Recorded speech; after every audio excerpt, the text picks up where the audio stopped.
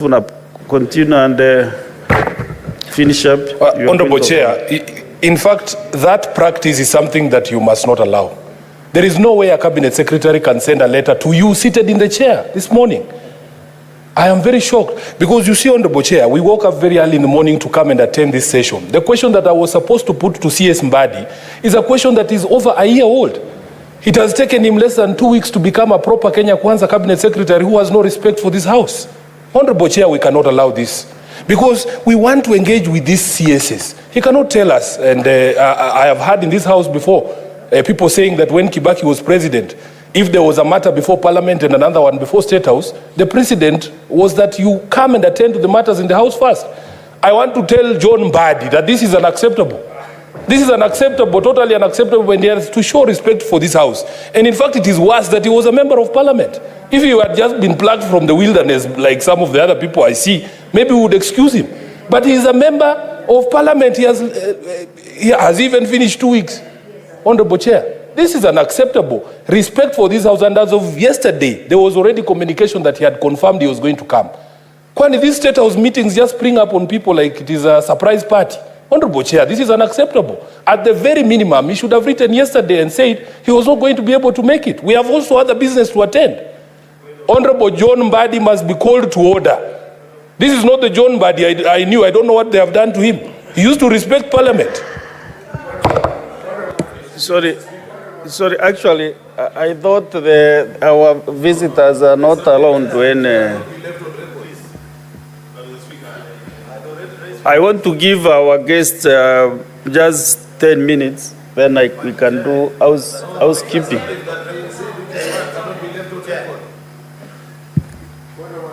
I have directed that our visitors here, the CS for Labor and Social Protection and his team, to give this House 15 minutes to interact with this communication.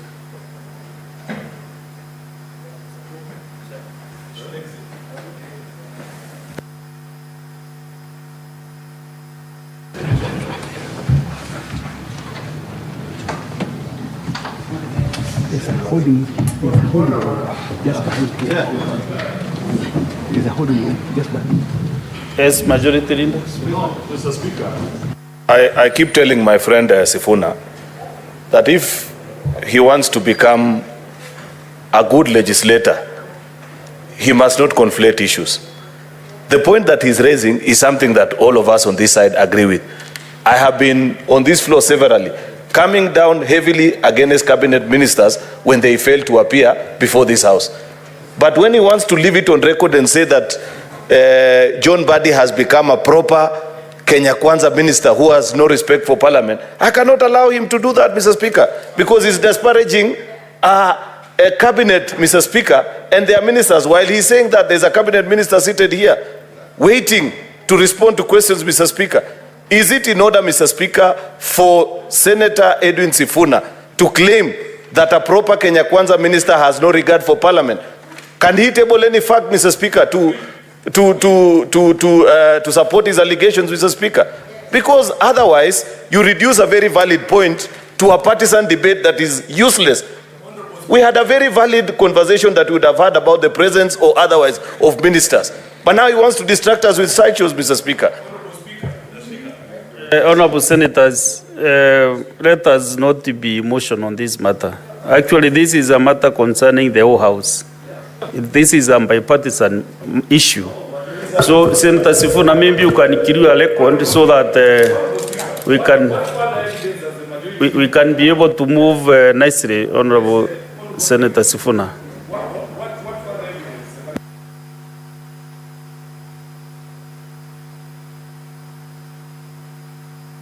No, I've asked him to clarify that bit so that... You don't want me to speak? Honorable Speaker, I don't know what other evidence the majority leader would want tabled of disrespect of this House other than the letter that has been brought to you while you are seated in the chair.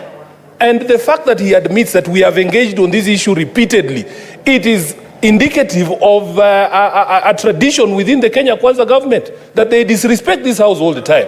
We have dealt with this issue more than enough times, Honorable Speaker, and the majority leader cannot gag me. You cannot gag me, Honorable Cheruyot. The disrespect is in that letter that has been brought this morning. We woke up here to do this job. Where is MBADI? You can't defend MBADI. Have your seat, Senator Sifuna. Senator Enoch.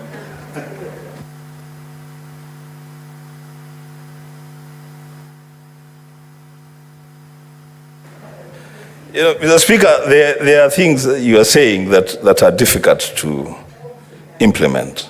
When you say people should not be emotional about this matter, it's difficult not to be emotional about what we have just witnessed.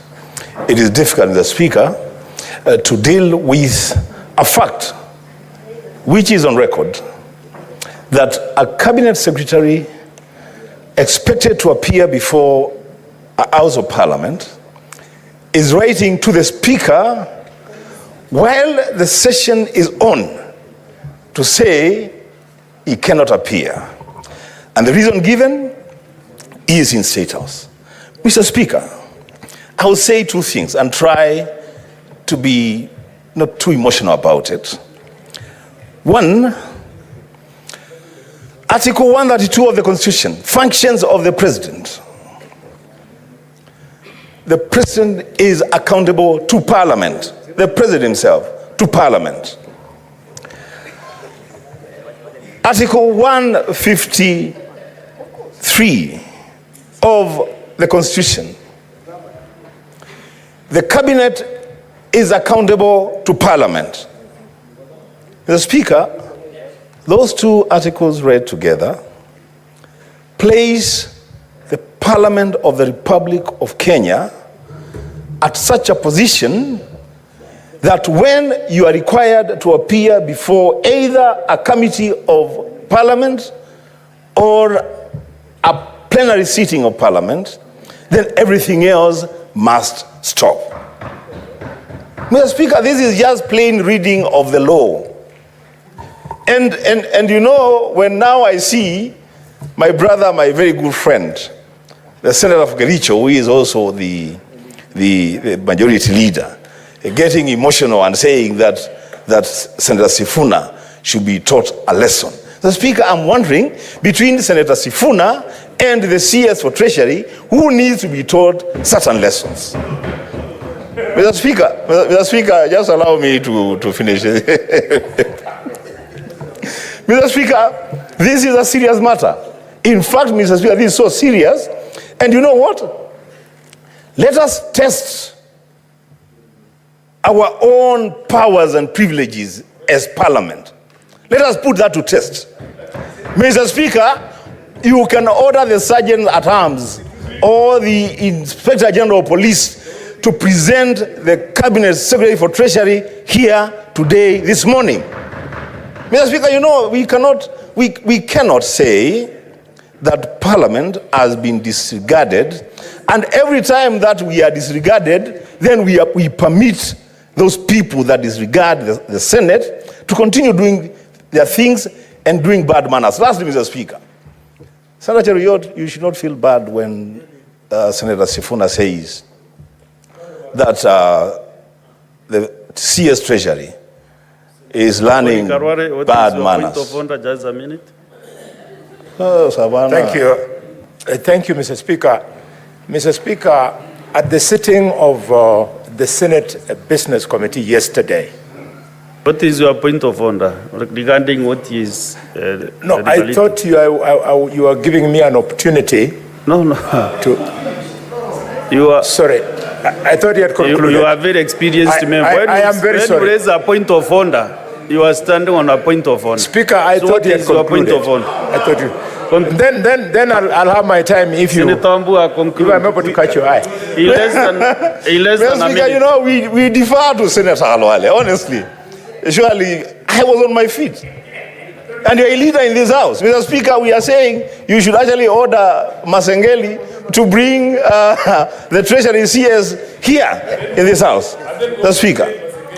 Lastly, I was saying that You know, when Senator Sifuna says that the CS Treasury is learning bad manners and bad behavior from the Kenya Kwanza administration, that is a statement of fact.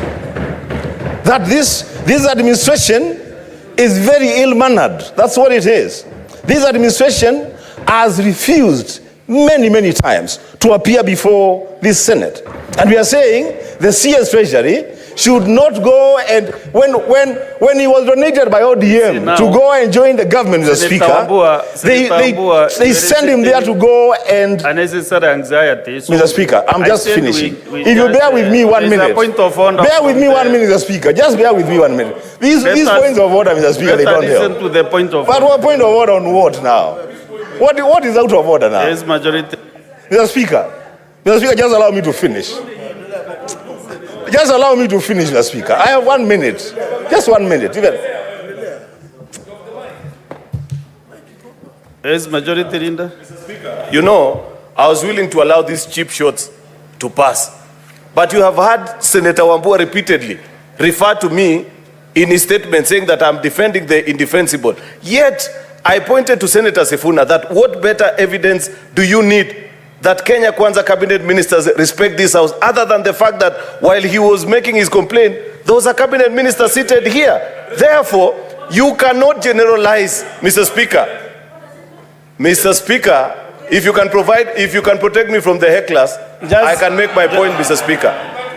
The Honorable Senator. But what you are doing is heckling. What better way? Mr. Speaker, it is not a statement of fact what Senator Wambua and Senator Edwin Sifuna are stating, that Kenya Kwanza ministers do not honor summons to this house. I have demonstrated that there is one in the house this morning, Mr. Speaker. Therefore, Mr. Speaker, if one minister fails to appear, Mr. Speaker, if one minister fails to appear, is it a statement of fact, as Senator Wambua is stating, that Kenya Kwanza ministers do not honor summons to this house? I think this minister is... Almost every cabinet minister has come to this house more than 100 times, Mr. Speaker. You know, half the time, first of all, the minority side began by boycotting this exercise. They never used to appear. Probably that's why they don't know that ministers have been coming to this house. Senator, let us make progress now. And my 15 minutes are over. Can you conclude in 30 seconds? You are 30 seconds, Senator Wambua. Mr. Speaker, I was saying, and I'll conclude, that when the CS Treasury was donated by ODM to Kenya Kwanza, I listened to the Azimio leader saying that they have been donated to go and teach those people how to do things. They are not supposed to go there and learn bad manners. They are supposed to go there and teach good manners, Mr. Speaker. So it should be produced here in this house. I thank you, Mr. Speaker. Senator Joyce Korir. Yeah, thank you very much, Honorable Speaker. I also want to raise... Majority Leader and Senator Sifuna. Yeah, thank you very much, Honorable Speaker. Allow me to also register my dissatisfaction in terms of the response by the CS, because, Honorable Speaker, the reason why we came this morning was because of the questions that we had, which are affecting the members of the public, which we were expecting the minister to respond to this morning. Honorable Speaker, I don't know whether we have the prescribed timeline when the minister is supposed to respond, whether he is appearing or not, because it's so shocking that a letter is just being brought to the House during the time when the motions or when the questions are supposed to be responded to, Honorable Speaker. So it's really putting this House in a very awkward position, and I want to say that we need to set as a House, I don't know whether it exists, the time frame that they are supposed to respond. It's really so hurting. We came this morning expecting to get the answers. The very many questions that we have are being weighted by the Kenyans, and I want to say I am one of the persons who is dissatisfied with that letter that has been written by the CS this morning. Thank you, Honorable Speaker. Senator Fatuma Nduro.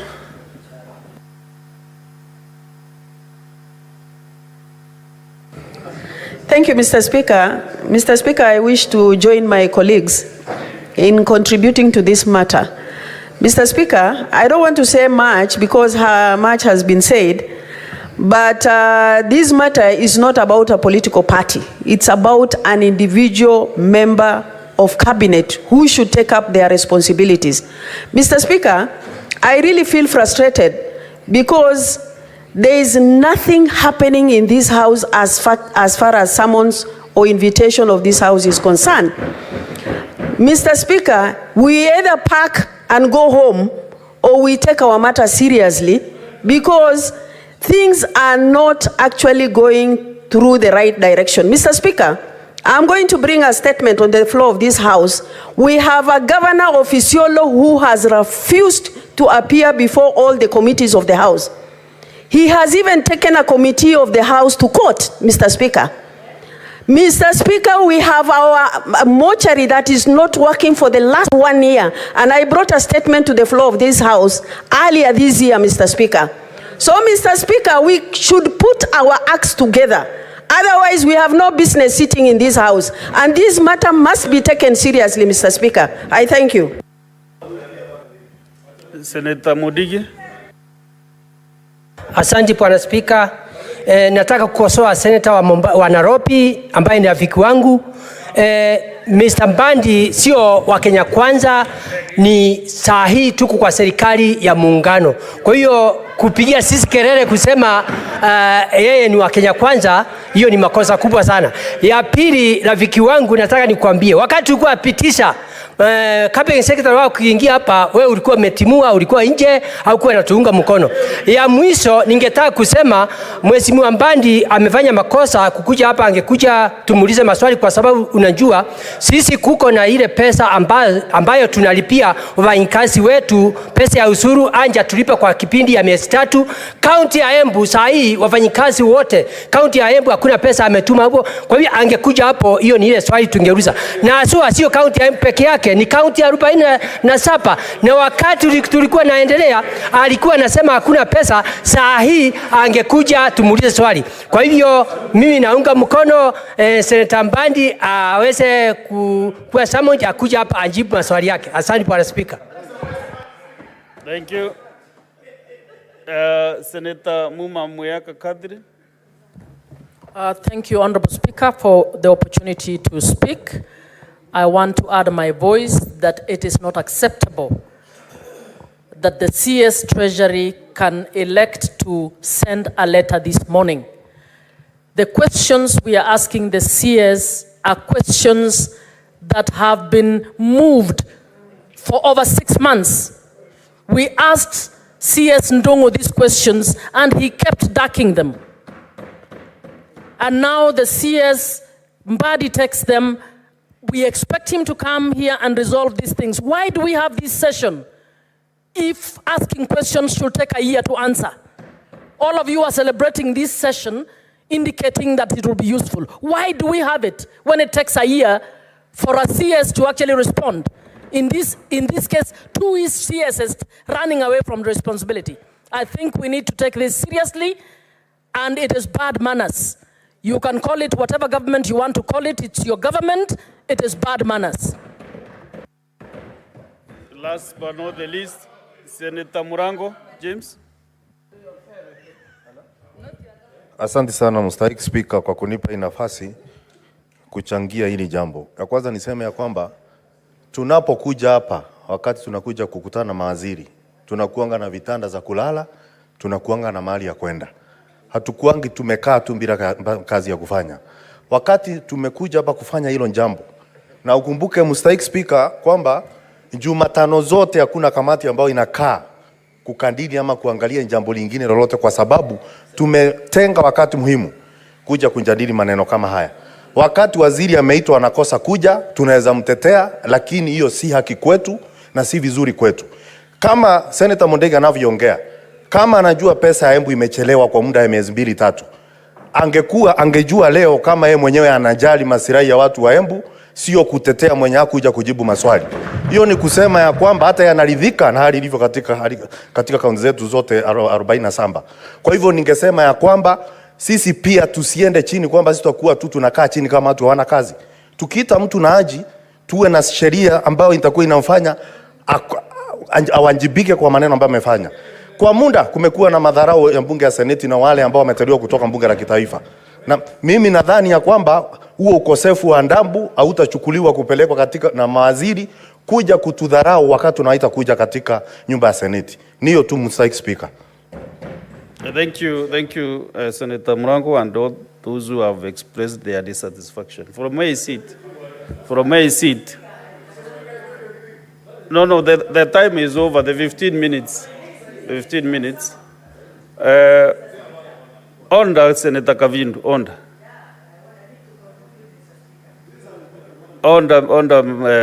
Senator Kavindu. I was saying that it is not in Onda from where I sit to receive a letter and actually communicating that all the CSCs are indicated. None of them had expressed that they will not come to this session this morning. But it's not in order to just receive a communication from the CS when the session is on.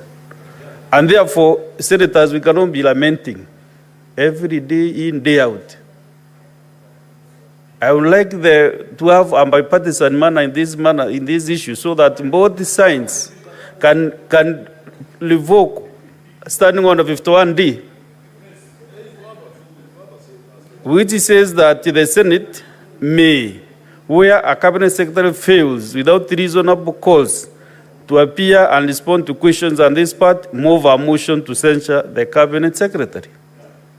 So we should not be just weeping, crying, and we have our explicit authority under 51D. Therefore, I think we should take that direction. In the last session also, of all the cabinet secretaries, let me also say that it's only one cabinet secretary who has let this house down.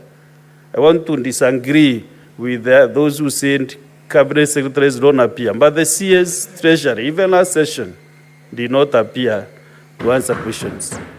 Therefore, this time around, I really request that both sides, you sit and agree on the way forward on this matter. This house belongs to all of us, not to one side of the divide. Therefore, on these things, such matters, let us approach these matters in a bipartisan way so that we can move our house forward. We have no other Senate in this republic. We are the elected 67 senators who are in this house. So if we fail, all of us will fail. If we succeed, all of us will have succeeded. Therefore, now I request the Senator at Arms to bring in the CS for labor and social protection.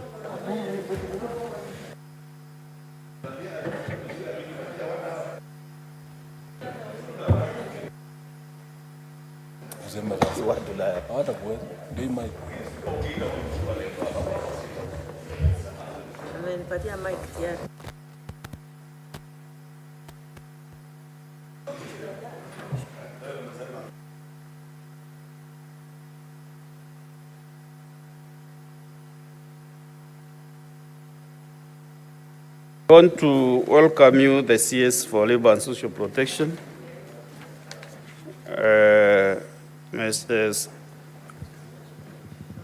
So that you can answer these three questions.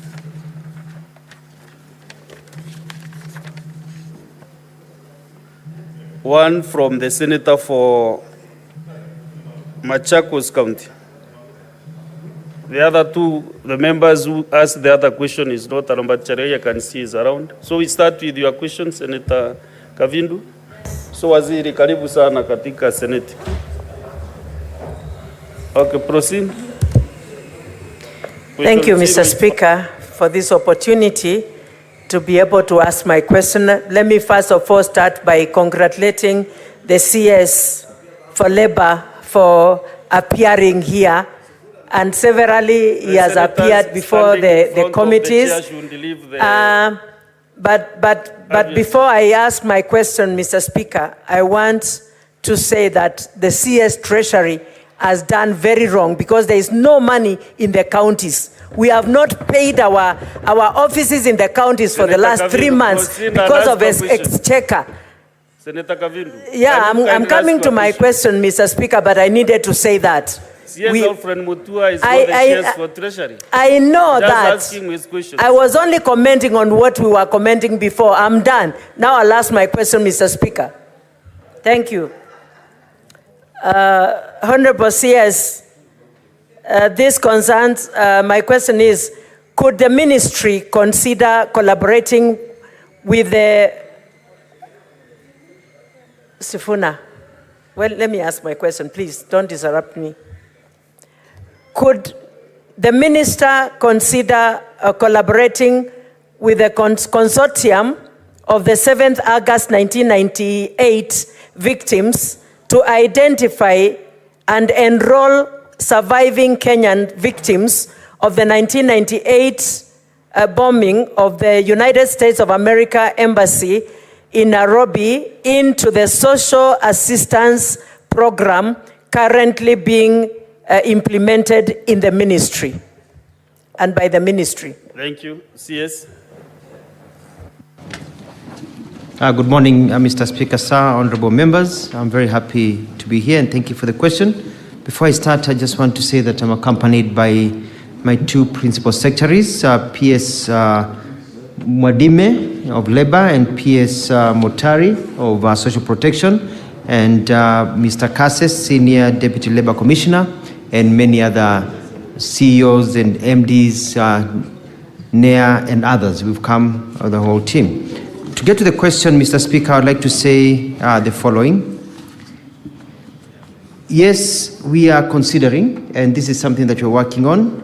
The Ministry of Labor and Social Protection met with the officials of the victims Tumaini 1998 on 18th October 2023. And during that meeting, it was noted that there is need for the leadership of Tumaini 1998 bomb blast victims to provide a list of victims stating clearly their names, ID numbers, contacts, and their unique needs so as to support them. Because we needed to identify those who are genuine 1998 bombing victims. We also wanted to ensure that the process and eligibility criteria for selection into the Inua Jamii program, which requires certain exemptions to this group, may be to enable them to be targeted and enrolled into the program. And also considering that children of the affected bombing victims, the Presidential Secondary School Bursary program. Similarly, in addition to this, the National Council for Persons with Disabilities held a meeting with the representatives of the survivors on Friday, 27th October 2023. In the meeting, the team was taken through a detailed presentation of the Council's mandate and potential areas where the victims can be supported, including scholarships for disabled children, recommendations for tax waivers for persons living with disabilities, and provision of assistive devices, among others. It is noteworthy to mention that no list of victims, Mr. Speaker, has been availed to my ministry to confirm whether they meet the eligibility criteria for enrollment into the Inua Jamii program. I don't know where the failing is, but I think it's a very good question by Senator Kavindu, and I want to congratulate her for her care about this issue, because when I was the Minister for Foreign Affairs, we were in a session where she brought up the same a similar question concerning these victims. But let me repeat that so far we have not received any information, eligibility criteria for enrollment to the Inua Jamii program with a list of victims that we can onboard. Mr. Speaker, the possibility of including the survivors in the social assistance program is very high. The State Department for Social Protection and Senior Citizens Affairs within the Ministry of Labor and Social Protections implements 3 social assistance programs. One is the Inua Jamii program, which targets older citizens aged over 70 years and above, poor households taking care of persons with severe disability, and orphans and vulnerable children. When you look at the older persons, there is an older persons cash transfer. And as you know, our president directed that before his salary and the salary of ministers and public servants is paid, that the money is paid to our Inua Jamii recipients. One must be above 70 years old and a holder of a Kenyan national ID to qualify for the older person's cash transfer, and should have a caregiver with a valid Kenyan national identification card and must not be in any government pension to avoid double dipping. Now, when it comes to orphans and vulnerable children cash transfer program, poor Kenyan households with any one or more of the older persons or of children, orphans and vulnerable children aged between 0 and 17 years, or basically 0.1 and 17 years, is a permanent member. A household with a caregiver is chronically ill and unable to perform his or her duties, and lastly, a household not benefiting from similar social assistance programs. C, for those with people with severe disability cash transfer program, they are meant for a poor household with a person with severe disability who requires 24-hour care, a household not enrolled in a similar program, and a beneficiary in who is a Kenyan citizen. In order for the victims, and I think Madam Kavindu Senator will agree with me, for the victims of the 1998 National United States Embassy bombing survivors to be included, they should meet the criteria, which is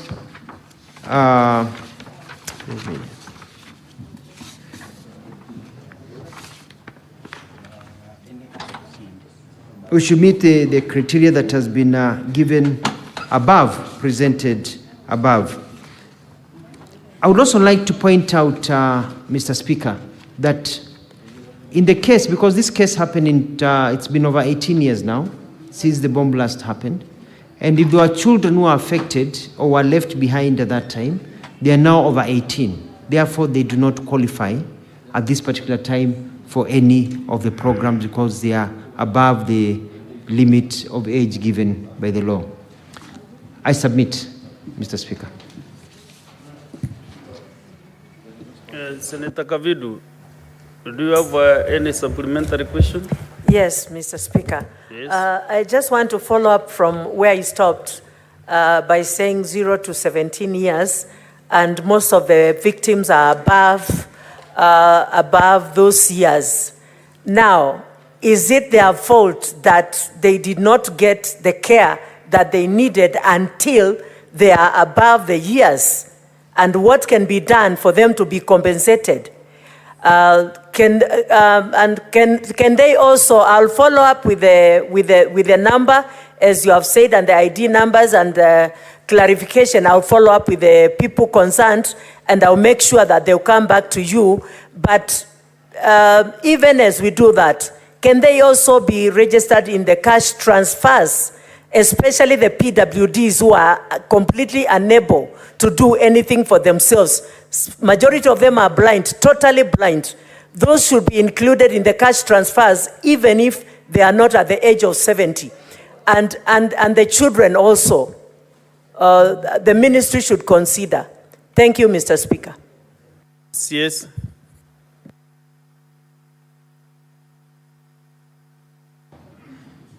I want to give an emphatic yes. It doesn't matter whether you got injured during the 88 bomb blast, or you injured afterwards. If you are severely disabled in our country, you deserve to be in this program.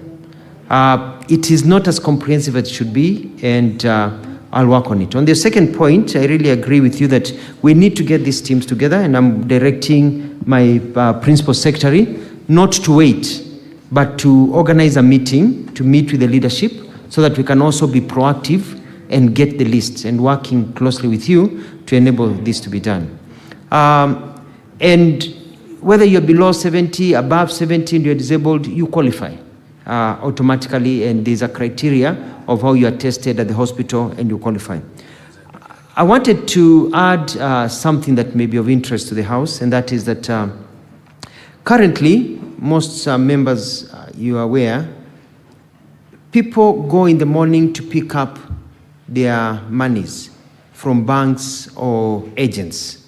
And they wake up in the morning, get a boda, get a car, they go a long distance, and they line up the whole day waiting to receive their monies, which is not fair. And His Excellency the President has been very clear about providing justice. You don't have somebody spending 500 shillings to come somewhere, spend another 200 to eat, and then you are giving them 2,000. Already the money is gone. So we are rolling out that want to roll out a program so that by the 1st of December of this year, we are going to ensure that now all the monies will be transferred to the phones or designated M-Pesa or other accounts directly of the recipients. So they don't have to leave the comfort of their homes, spend their money to go and wait for a whole day to receive the monies. We have to be a caring people, and we are going to ensure that that is implemented. Thank you, Mr. Speaker, sir. Thank you. Let us have a few other supplementary questions, but just only one question. Senator Mandago, Jackson. Thank you very much, Honourable Speaker. I have one supplementary question to the Cabinet Secretary. That Honourable Speaker, during the 1998 bomb blast, the allegation that there are a number of staff who are working for Cooperative Bank who are allegedly illegally dismissed from work following the injuries they sustained from the bomb blast. Is the Ministry aware, and what have they done about it, Honourable Speaker, on that matter? And Honourable Speaker, just on what the CS has just commented on the transfer of funds, Honourable Speaker, I would like the Cabinet Secretary to let us know why is the Ministry using banks, M-Pesa and others, and not Postal Corporation, a government entity that under the law and under their mandate, it is their responsibility to handle digital payments for government. Yes, Waziri. Thank you very much, Mr. Speaker, sir. It's the issue of the staff working with a cooperative bank that were let go or work in that building. We are not aware.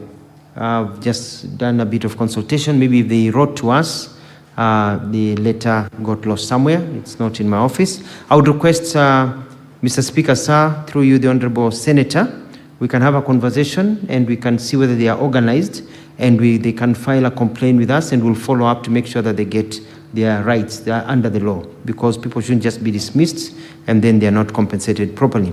On the second question about Postal Corporation, we carry tender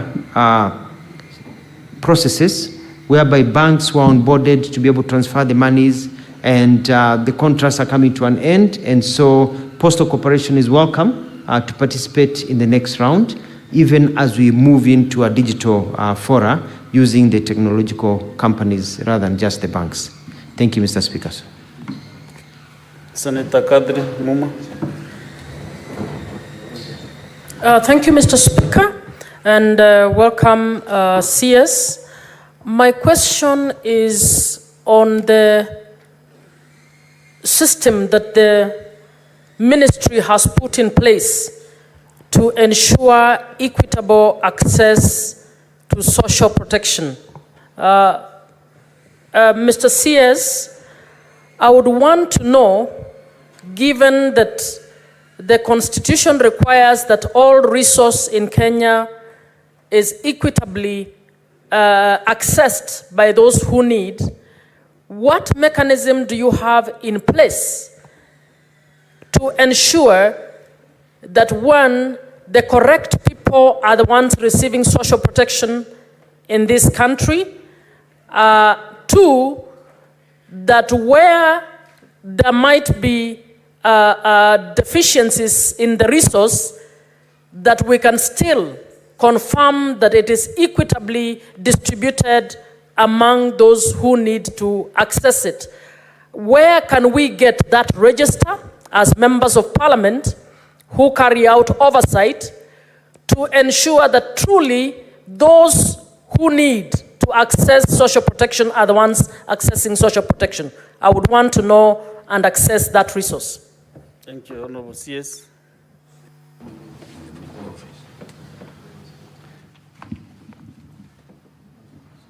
Mr. Speaker, sir, thank you very much. In terms of equitable access to social protection, there's a system that has been working, and we can always improve on it. We go to the ground using the government system, and we're able to identify those who deserve to be in the system in terms of age, in terms of disability, very, very poor families, vulnerable families, and we are able to put them in the list and they go through the criteria and they are onboarded. When I served as the governor of Machakos, the issue of older citizens saying that they have never received their monies kept on coming all the time. So it's an ongoing system of onboarding.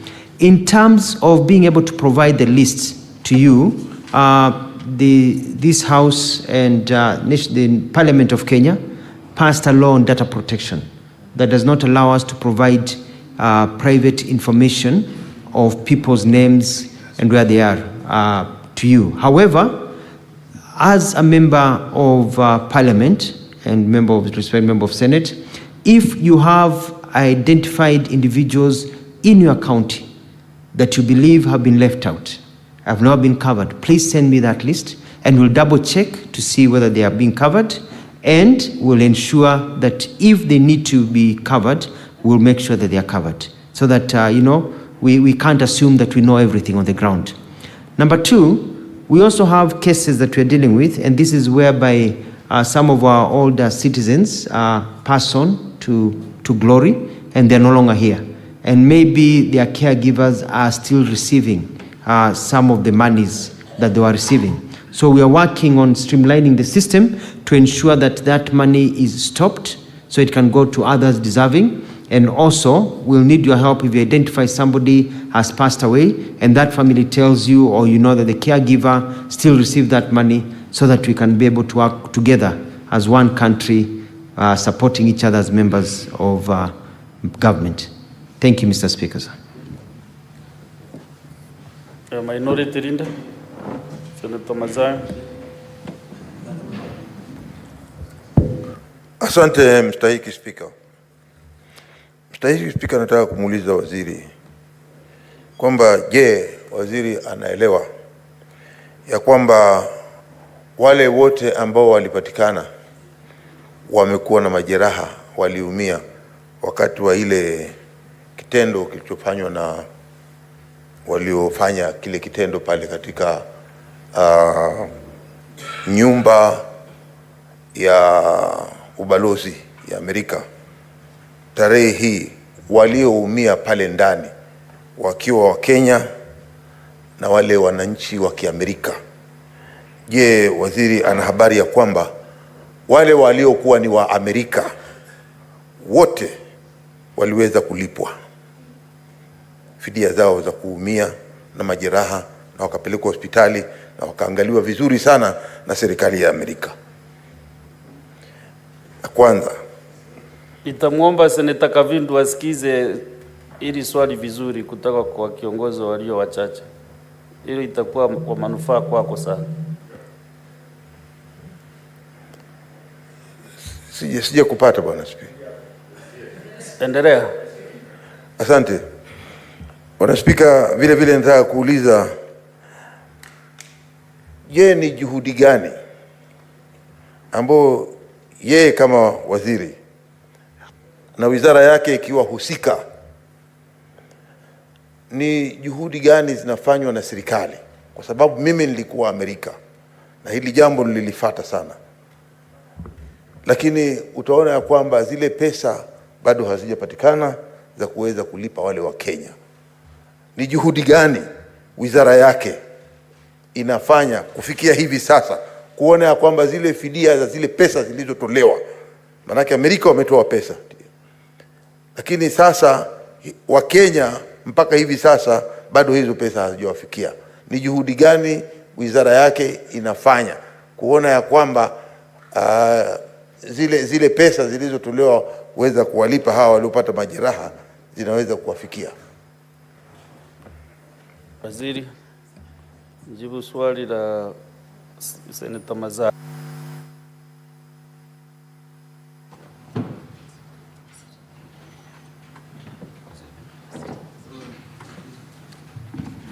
Swali singine huwa kinapita. Siku. Samani, Mheshimiwa Spika. Shukran sana Senator Mazayo kwa swali lako la kina kabisa. Je, umeuliza vizuri, ni kwamba tunaelewa kwamba kutokana na jambo hilo, tukio la ugaidi mwaka 1998, wale walioumia walikuwa basi wa Kenya na Marekani. Umesema kwa kweli ya kwamba wale wa Marekani walilipwa, lakini wa Kenya ukasema hawakulipwa. Hili ni swala ambalo nilifuatilia nikiwa waziri wa mambo ya kigeni na hata kwa mikutano tofauti na Senator Kavindu na wengine tukiangalia. Najua ya kwamba tulipofikia hivi sasa kuna kesi ambayo inaendelea kule Marekani. Na pia kuna juhudi za Wizara ya Kigeni kuendeleza kuona kama inaweza kuthibitishwa na kupitishwa na bunge la Marekani ndio waweze kulipwa. Kwa hivyo sasa sina uhakika hiyo kesi imefika wapi.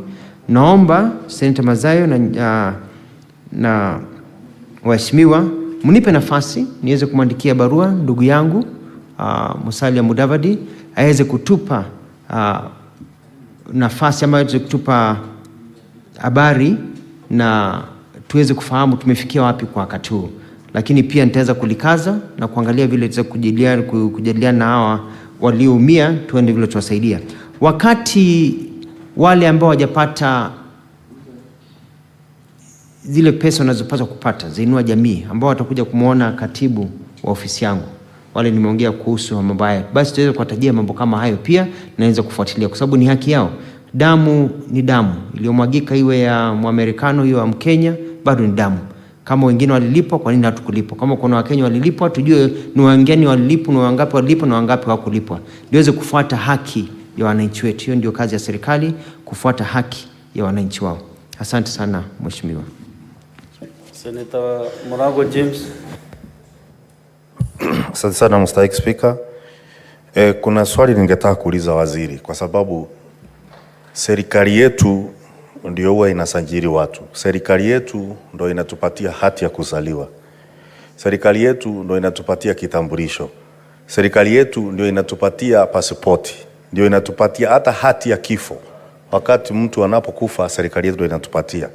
Inakuaje hamwezi chukua takwimu ambazo mko nazo katika mitambo mlio nayo siku ya leo, kujua mtu ambaye anafikisha miaka ambayo anastahili kupewa pesa yake ya uzee, mpaka mrundi tena mtumie fedha za umma kwenda kusajili watu na mko na kila kitu? Haingekuwa rahisi kama, kwa sababu serikali iko na kila kitu, mtu akitimiza ile miaka bila kusajili tu mnaanza mnachukua kama ni akaunti yake mnaanza kumtumia pesa zake moja kwa moja, kuliko kusumbua wazee na vilema waliozeeka na kila kitu mko nacho. Kwa nini kazi inafanyika hivyo? Ni nini hamna ya kufanya hiyo kazi ili iwe rahisi kwa kila mtu? Swali la pili.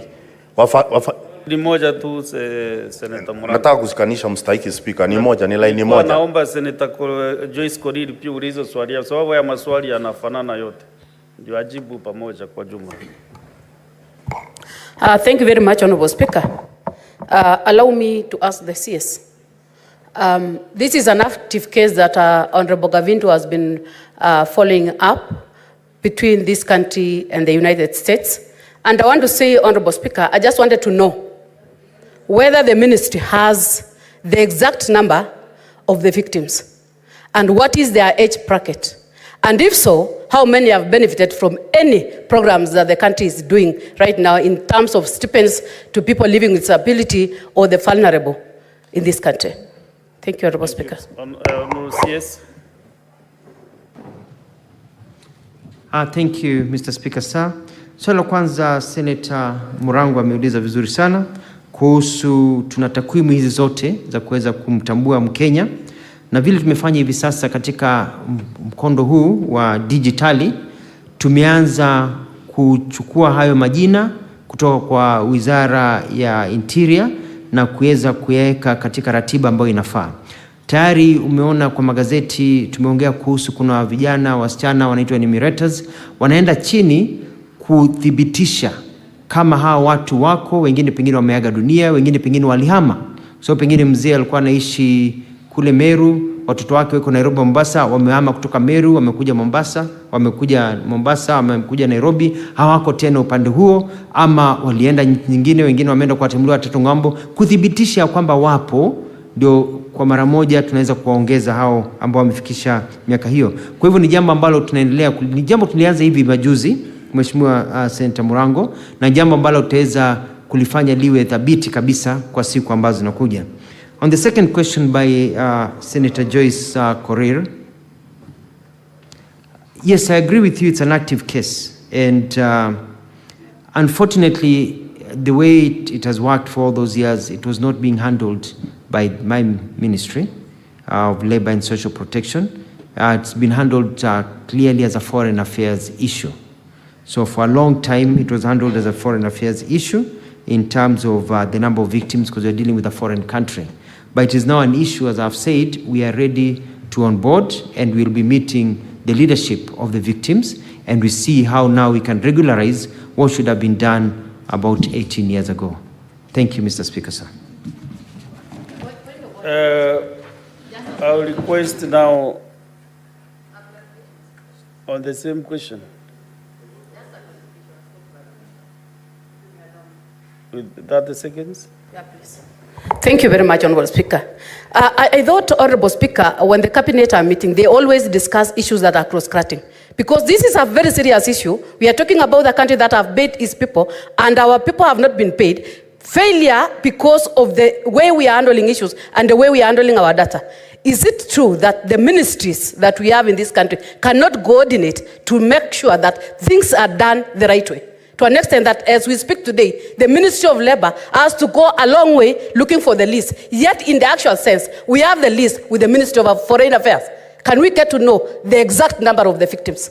And what has the country done in terms of making sure that these people issues have been addressed? Thank you. If I can give some guidance, you know the CS, and he didn't you'll request that list when he came here. So maybe you can give the ministry time to compile that data and then to provide it to the Senate, to this House. But where he sits, I'm afraid he cannot be able to give the list now. But he can be able to work on it. And then number two, the question by Senator Kavindu is not now on the compensations. It was specific on whether these people can be recruited in the ongoing programs, like OVCs and the other people. So if Senator Kavindu wants a substantive question, you ask substantive question on compensation of the victims. I know the ad hoc committee that you chair is handling this matter. Therefore, you descended to go the ad hoc committee way, but if you want that substantive answer, as the CS said, you will consult the CS for Foreign Affairs to know exactly what is the position. Maybe I request then you do that substantive question to the Minister of Foreign Affairs. Yes, so maybe that will solve all these issues. Therefore, I wanted to go to the second question, but the Senator Kavindu, you under the second supplementary question. Executed, then we go to the next question by Senator Samson Chalgei. Thank you, Mr. Speaker. My second substantial question is, Honorable CS, those with severe disability who need 24-hour care are also eligible to be enrolled in the persons with severe disability. What are you doing about those ones? And just a follow-up with the question that, Senator Mandago asked. Honorable CS, you say that you are not aware of the people who are working with the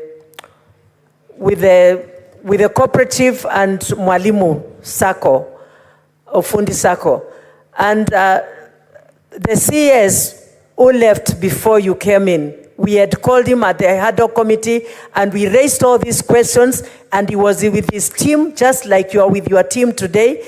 And I believe there is no vacuum in government. So you should be aware of that question, because we asked them last year actually, and they were there. So they should give you an update so that you can answer. Thank you. Yes. Thank you very much. I do believe, Mr. Speaker, Madam Kivindu, thank you for the question, that those ones with severe disabilities and anybody with disability, and I call upon this House and Kenyans, if you know a Kenyan somewhere who has disability, who is suffering, and they are not in this program, please let us know. Let the chief know, and I'll speak to my colleague, Minister of Interior, so guidance is given. Up the chain, let us know. Let them talk to the MCA, talk to members of parliament, either to the MP or the senator. Let me know, and I can assure you I will take action immediately, because, we are this country. Some people cannot just suffer as if, they are the wretched of the earth and others are doing well. The second question about, and I'm well guided, Madam, about the question that was given to my predecessors, and so I will follow up and will provide as much information as we can. Thank you for that guidance. Thank you, Mr. Speaker, sir. Thank you. Let's go to the next question. Question number 051. Senator Chaligay, can you ask your question? Thank you, Mr. Speaker, sir. I raise +1 to Standing Order 51C. I will give you the opportunity. Let them proceed with the... Mr. Speaker, I raise under Standing Order 51C 6. A Cabinet Secretary shall appear in person on the day of which the respective question is listed for response. 1 shall respond to the question. That is B. C may, with the permission of Speaker, make a statement. Mr. Speaker, I'm raising on Standing Order 51C6. Because, Mr. Speaker, I don't know what happens when a Cabinet Secretary comes with a half-baked answer or a kindergarten-like answer against the responses that and it is half. Mr. Speaker, in the response, he has indicated that they are attached. Yes, Mr. Speaker. Using unparliamentary language. Okay, when he comes with unsatisfactory answer, because the response I have received, Mr. Speaker, said there is no list attached. And even in the response, I was given not within 24 hours that you have... Can you ask your question, then you prosecute your issues first? Okay, Mr. Speaker, but I want to register my displeasure by that response. But let me ask the question, and you will realize, and the members will realize, Mr. Speaker, that no justice was done to this question. Mr. Speaker, I rise to ask question number 051 on the following. To ask the Cabinet Secretary for Labor and Social Protection. 1, what are the roles of National Employment Authority, NEA, in the recruitment of Kenyans seeking job opportunities in foreign countries? And could the Cabinet Secretary state the requirements to be met by recruitment agency permitted to operate by NEA in the country? B, Mr. Speaker, could the Cabinet Secretary provide a list of recruitment agencies cleared by National Employment Authority, and what steps are used to ensure that all companies registered under National Employment Authority Integrated Management System, NEMIS, are monitored and regulated? Mr. Speaker, Part C, could the Cabinet Secretary also provide a list of Kenyans who have successfully applied for jobs in the diaspora following the numerous agreements between Kenya, for example, like the other day with Germany and other nations, and including the countries that are deployed to avoid misinformation? Mr. Speaker, finally, what is the status of the investigations into the operations of Mrs. Worth Star Africa Limited,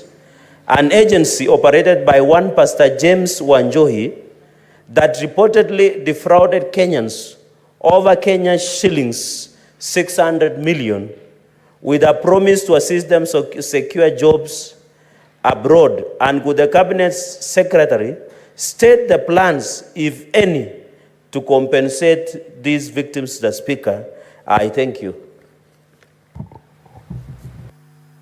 Yes. Thank you very much. Thank you very much, Senator Chergai, for your question. The role of the National Employment Authority in recruitment of Kenyans for jobs in the diaspora is well stated in our documents. It is, and I'm going to go through them quickly, to advise on the formulation of employment policies and strategies for national and county governments, facilitate the employment placement of job seekers internationally, and facilitate the implementation of national policies on employment. There is also a secretariat to the vetting committee, licensing and accreditation of private employment agencies, regulation of the activities of private employment agencies, collection, analysis, and dissemination of labor market information, building the capacities of private employment agencies, sensitizing and advising job seekers, handling complaints from job seekers, promoting ethical recruitment, and cancelling the registrations of an employment agency that fails to observe the provisions of the existing laws and regulations. The requirements to be met by recruitment agency to be permitted to be operated by NEA is in our website, which is www.neaims.go.ke. But I've also listed them here for Senator Cherengai. There's an application letter for registration, a certified copy of the certificate of incorporation as a limited company, company articles and memorandum of association, company CR2 for the current year, must have a minimum share capital of 5 million shillings, a copy of a county government license, show that you are operating legally, company tax compliance certificate for the current year, registered and fully equipped physical office with the prescribed sizes. A company director must also submit a copy of his or her or their IDs, 2 passport size photos, current police clearance certificate, a valid work permit in case of any foreign director, certified academic certificates, which must be certified by the Directorate of Quality Assurance of the Ministry of Education. Company manager must also submit the following documents: a degree certificate in business-related field from a recognized university in Kenya that is also certified by the Quality Assurance of the Ministry of Education, an appointment letter to work for that company with clear terms, and a copy of an ID. Mr. Speaker, it is very clear that the process is heavy, that you really need to qualify. And these are very many requirements. You need to qualify because we need people who are in this industry and we need people who are valid. That's why we ask all these questions, all these documents, including a visiting of the space where they work to ensure that it is not a briefcase company. And then you are given your document. The second question about vetting by Interministerial Vetting Committee. An interministerial committee vets all private employment agencies seeking registration and renewal of licenses. It consists of the Ministry responsible for labor, immigration, internal security, foreign affairs, and the AG. During the vetting, the applications made by private employment are looked at, and making the independent recommendations approval or non-approval is also deliberated. In other words, it is not enough for you just to provide the documents. It's not enough that you qualify. Yes, we take you one step further. Yes, you may qualify on paper, but should you, in terms of national intelligence, are you a crook? You know, have you been bad somewhere else? Are you working with other people? Are you, we go further to ensure that the vetting weeds out the bad people. And the vetting from what I've learned is that out of the people vetted, about 30 to 40% never qualify, even though they had the documents. So it is a real operation to ensure that we get the best. So the government here does its job. After approval, you pay a full registration fee, and then you have to be a member of a recognized association of private employment agencies, because we need somebody also to keep on monitoring you, so that when you go rogue, they're able to tell us. And then you execute 1.5 million security bond to the bank. This is for people who are engaging in foreign recruitment. Mr. Speaker, sir, tomorrow, sidetrack just to add to this, I'll be holding a meeting, a follow-up meeting with the recruitment agencies that recruit for people in Kenya and mostly for overseas. We had a meeting about 2.5 to 3 weeks ago where we deliberated about how we can work together. How do we cut the bureaucracy? How do we identify the crooks? Where is the problem? How do we reform National Employment Agency? How do we reform the National Training Institute, NITA? How do we reform the Labor Ministry to ensure that it is current in terms of the needs of the market?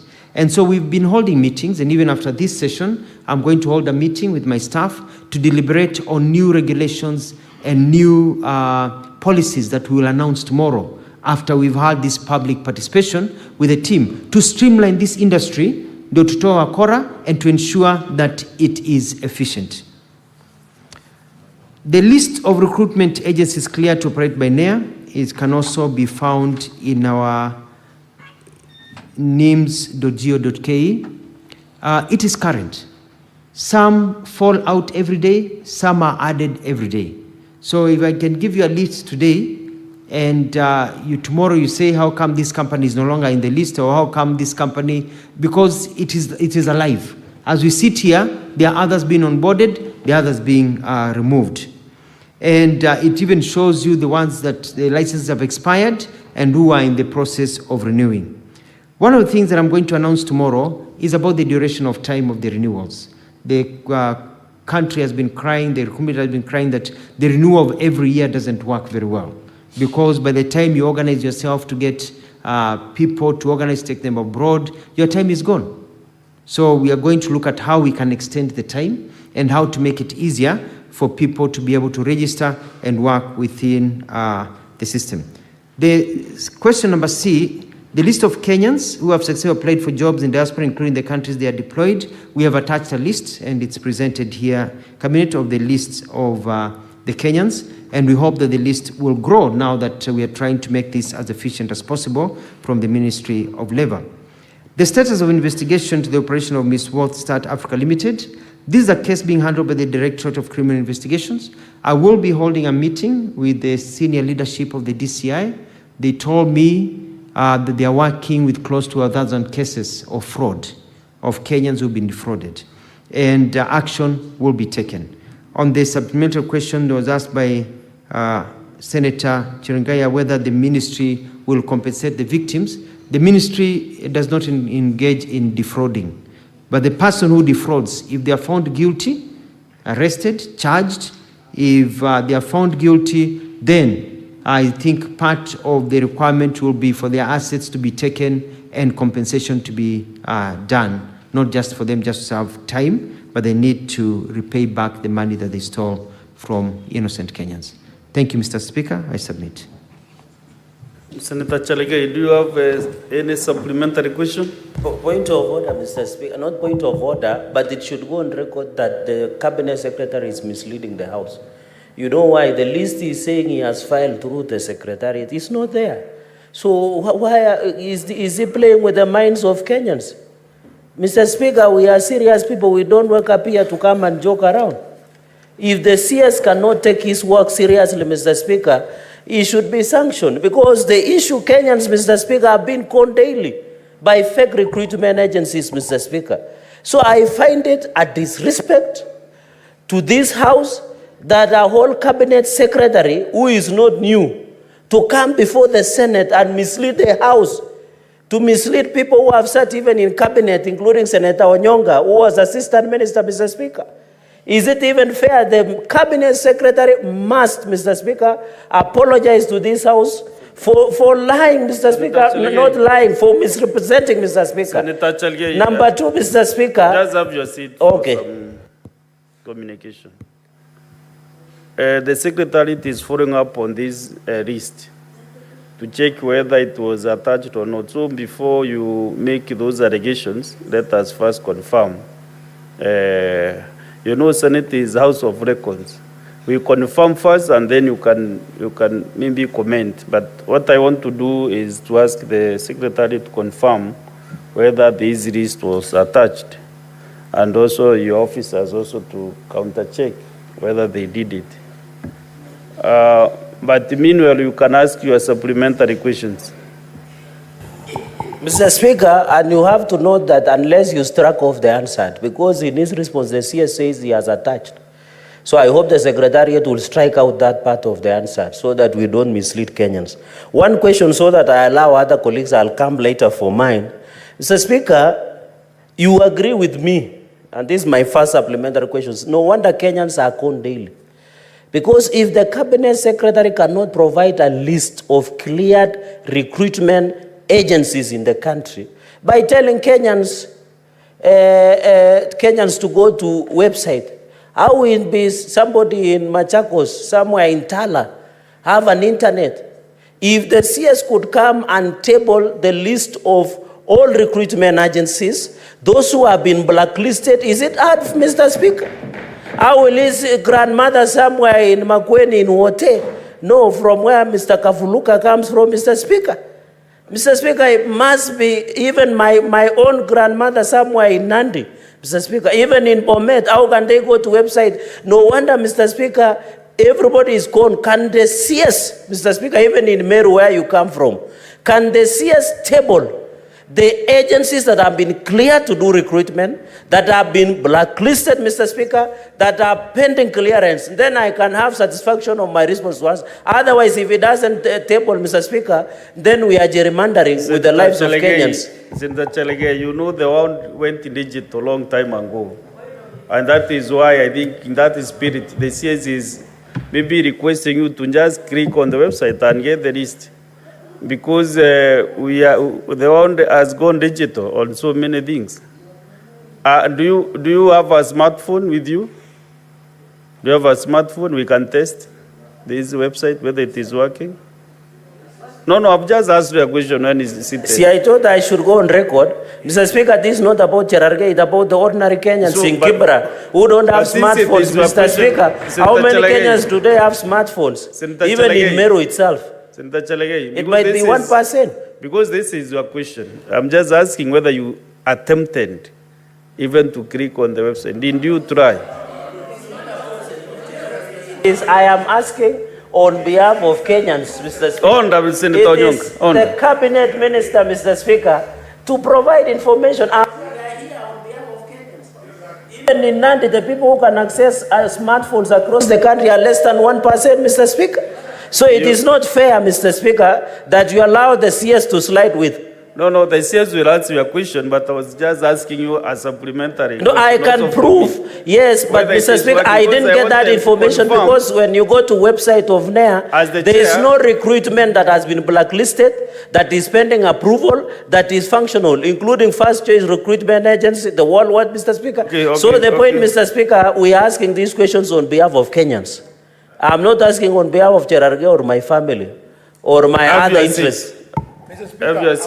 But also, Senator Chalege, don't you know that also Kenyans would like to know whether you are able to use internet? Waziri, respond to the question.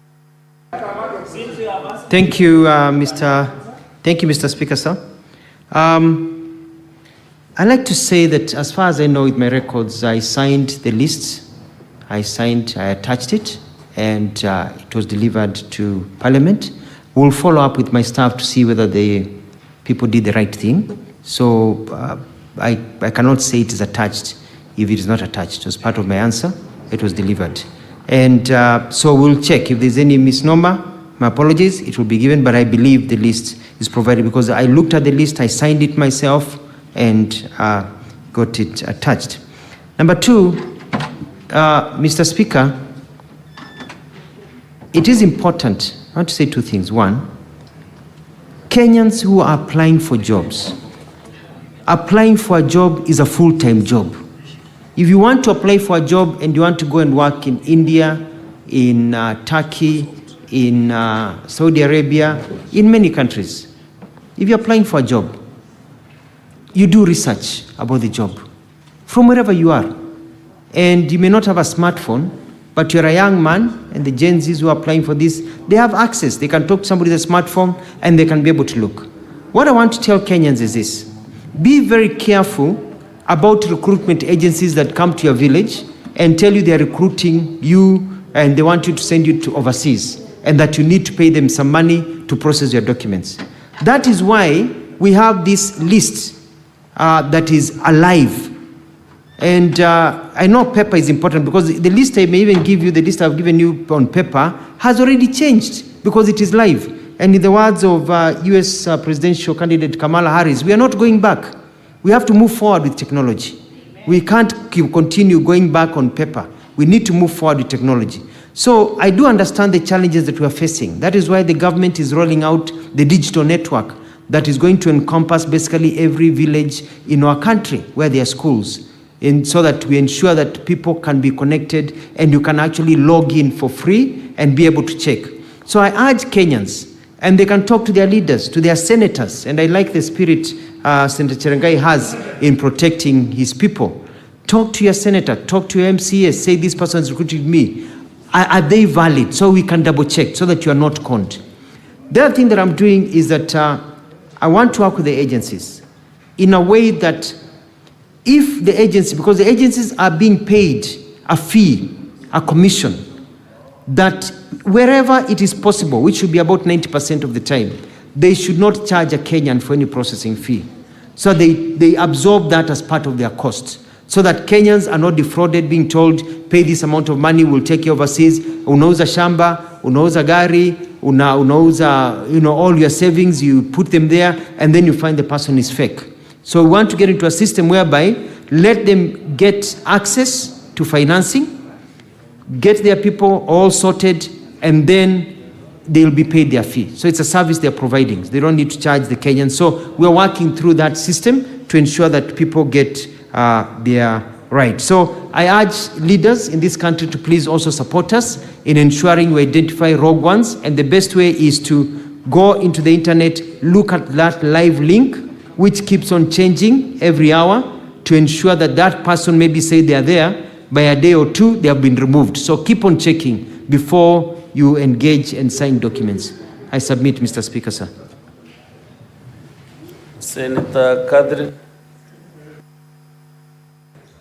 Thank you, Honorable Speaker. My question to the CS is whether to confirm that the government has appropriate bilateral agreements that have safeguarded the rights of all workers being recruited to go and work abroad, in particular noting that a number of very vulnerable workers have ended up abroad and come back in coffins, and most of those are not the kind of person you seem to have in mind who goes to a website or who has a smartphone that would actually do the research that you are thinking of. Can we have copies of these bilateral agreements submitted to ensure that it has clauses that protect against malpractices, including retainment of passports of workers who go abroad, including retention of their salaries for months on end in the name of paying for their air tickets and paying for the agency fees? I would want to see how the government has protected. And finally, Mr. Speaker, I want to know whether the ministry has set aside a budget to actually sensitize those who cannot access websites and the lot that I'm speaking about by discussing these issues on radios, listing the genuine and the not genuine agents in order for the ordinary, desperate girl in the far-flung village in Dori who wants to go and work in Saudi Arabia is able to know that they are being conned. Okay. Yes. Thank you, Madam Senator, for that brilliant question. It's a very, very good question. One of the things that we are doing, and the reforms that I'm bringing that we'll be announcing tomorrow, is a new way of training. We'll ensure that anybody going, and especially to some of these countries where these issues are, and they should undergo a training. And during the training, they'll be empowered. They'll be empowered with information about what their rights are. Your passport is yours. You should never give your passport to anybody else. You give your passport maybe to the agent as they are processing, but they give it back to you before you leave the country. Nobody should hold your passport. Nobody should hold your documents. We are going to empower them on how to get in touch with Kenyan government officials of how to protect for their rights so that they're empowered. I'm going to ensure that the system is streamlined, that before anybody leaves our country to go get a job, they know they can count on this country. Mr. Speaker, sir, on the question about the budget to sensitize, I'd like to say I'm even going to take it a step further. We can't be operating from Nairobi. Kenya is not Nairobi.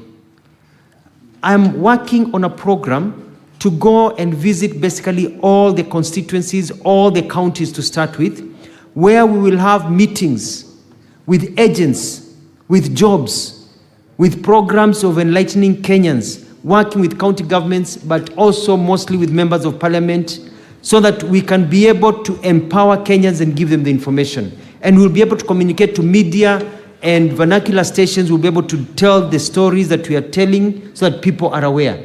And I'll even go a step further with the guidance given, whereby we are going to run adverts and communication programs to empower Kenyans.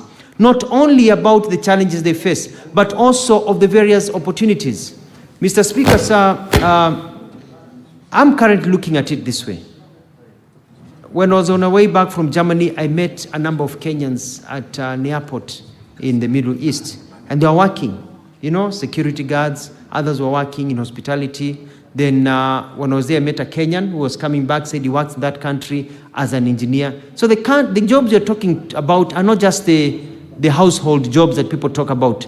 We are talking about a data bank of hundreds of thousands of jobs that we want to accumulate for people who are journalists, for doctors, nurses. We have a demand for nurses, but we realize that nurses don't even know that they are needed, you know, and we are working on all this.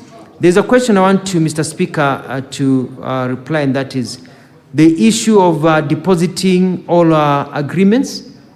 I'm going to ensure that this House has all those labor agreements so that you can also be able to scrutinize them. We are going a step further in our agreements. We are trying to ensure that our qualifications match those qualifications of those countries so that they don't have to go and retrain again, so that our job qualifications are accepted automatically. We're also making sure that they are protected by immigration, you know, and interior governments over there from harassment and also from being deported without being heard. So we are looking at all those rights. So we've learned our lesson over the last few years. I'm quite lucky, and I thank the President for putting me in this docket, because the experience I garnered as a Minister of Foreign Affairs and Diaspora is really coming in handy, because these are not new things to me. Now I'm in the right ministry to correct all the problems that have been going on. I submit, Madam Speaker. Senator Moffair.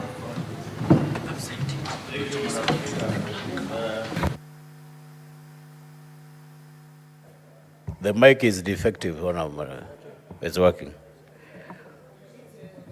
These innovations, Madam.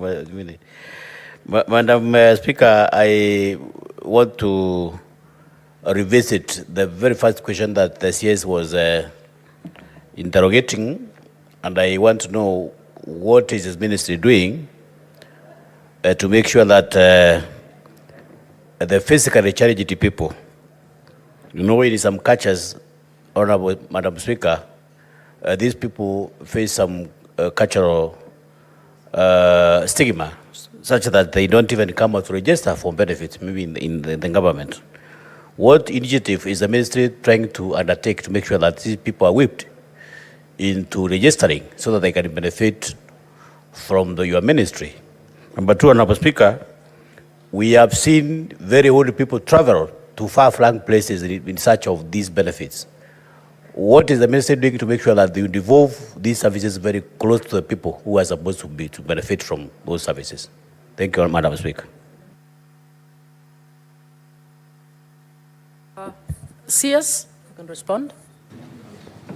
Thank you very much, Madam Speaker. I think our Honourable Senator came a bit just got in. We've already tackled this issue, and I'll repeat myself. We talked about the physically challenged and how we are bringing them all aboard and how their families, and we've got teams on the ground. And I requested you that if a member of parliament knows somebody who is not in the system, not only the disabled, but also other vulnerable, children and the aged, to let me know, and we're going to handle. We had a big discussion, lasted quite a while on that issue. On the other one about the far-flung, I think I lost the final question about people far-flung places. I already made an announcement right here, and I announced a new policy that from December 1st, we are going digital. They'll get their money on their phone. So we had a discussion about that earlier before you came. Thank you, Madam Speaker. Senator Onyonka.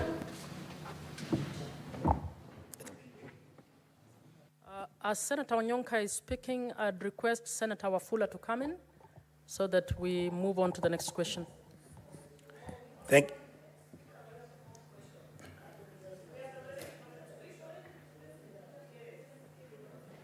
Senator Onyonka? Thank you, Madam Speaker. CS, Madam Speaker, I would like you to protect me because my colleagues seem to be Order, consulting. honorable members, can we hear Senator Onyonka in silence, please? Thank you. CS, I am happy to see you here today because I know you as a friend of mine and somebody I've worked with before. I'm actually going to ask a very simple question.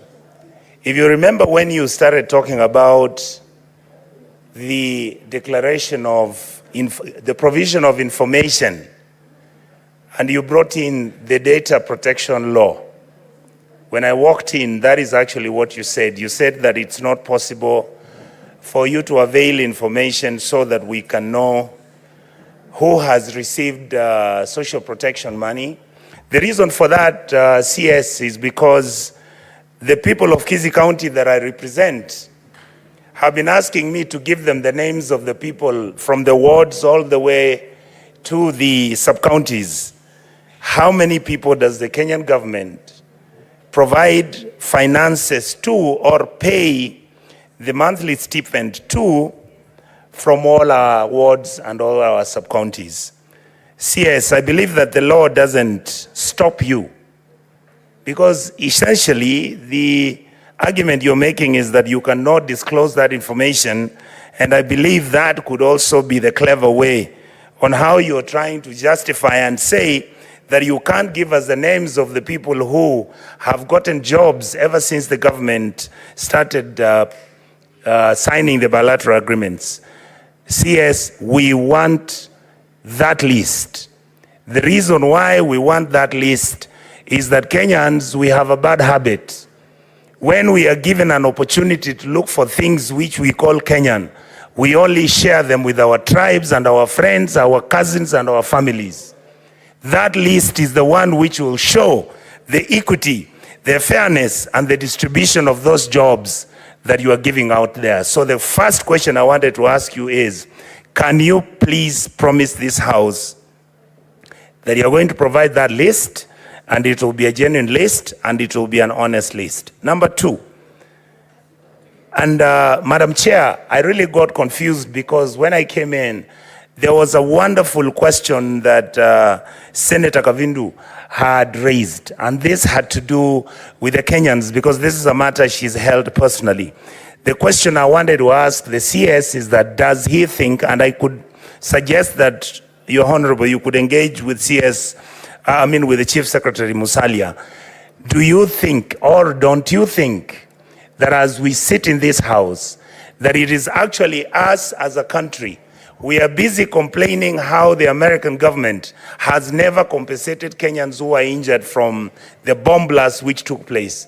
But the reality is, it is our responsibility as leadership in this country to make sure that this House can pronounce itself so that even when the Americans are busy in court trying to figure out this issue, don't you think that as Kenyans, we need to compensate our people who died and the people who actually were blown up during that bomb blast which took place in Nairobi? I think, Madam Chair, Madam Speaker, we've been extremely irresponsible and casual the way we handle this matter.